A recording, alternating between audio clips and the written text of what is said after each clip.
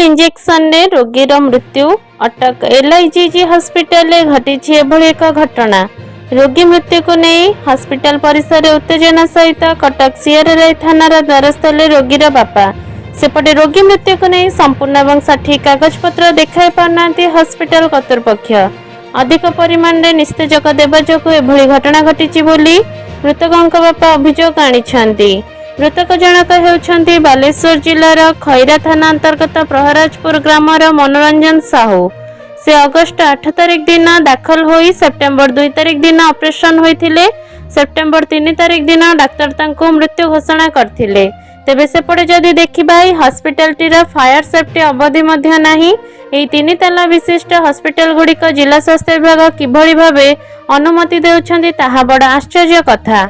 वर्तमान सबुठा चिंताजनक कथा कटक सहर में सठिक भित्तिभूमि न थाई शह शह प्राइवेट हॉस्पिटल खोलुछि केमिति। जिला स्वास्थ्य विभाग अपारगता ना जानीशुणी हाथ गुंजा नहीं अनुमति देउछंती। कटक एसीबी मेडिकल में शह शह अभिज्ञ एवं अनभिज्ञ डाक्तर प्राइवेट नर्सिंग होम मुहा रोगी जीवन को मृत्यु मुख को ठेली देउछंती डाक्तर माने।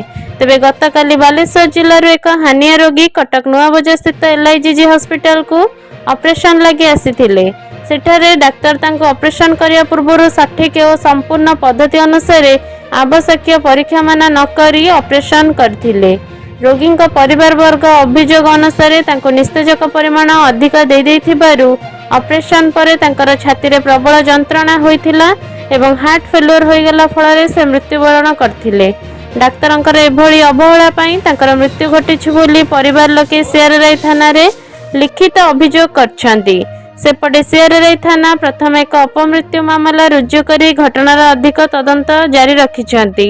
ट्रीटमेंट नुह आम आगु आसलु देखिले देखी कहले जे आपनकर एटा लैप्रोस्कोपी हो तापर देखले तो कार्डियोलॉजी प्रोफेसर देखि कौन करछथि कहले एटा हाथ रहब आगे हाइड्रोसिल हो साला 15 दिन पर आम एटा करिवु किंतु डॉक्टर थरे सलानी आछन आसी नांती आम सन्देह कर मारी दि जाए न्याय चाहूँ जे आपण मैंने आमको न्याय दिंतु कारण जेहेतु आम गोटे भाई चली जाइए जहाँ भी आपको न्याय दिंतु। हॉस्पिटल ऑपरेशन होते परिश्रा इन्फेक्शन ऑपरेशन होते आसते बट तांकर डॉक्टर मैंने रिजन है दौरान कि हार्ट हार्ट चुक करला बोली से डेथ करगले तेणु परिश्रा इन्फेक्शन कौन करते आसता लोकटी सी हार्ट अटैक केमी मर मत आप कहतुनि तेणु ये डॉक्टर संपूर्ण रूपे माने खामखियाल नीति अच्छी हॉस्पिटल स्टाफ खामखियाल नीति अच्छी माने भूल भाल इंजेक्शन एवं मेडिसिन जो आम भाई आज जीवन जाइए धरी आसला जना पड़ा सीटा हॉस्पिटल ना से मनीष मरा हॉस्पिटल से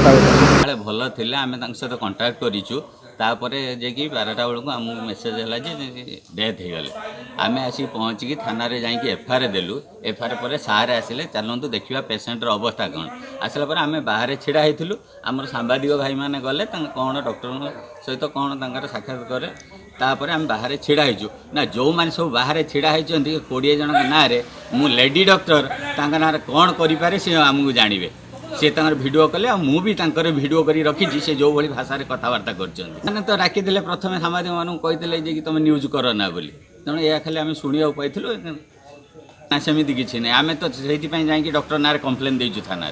कटक मंटू साहू रिपोर्ट न्यूज 8 ओडिशा।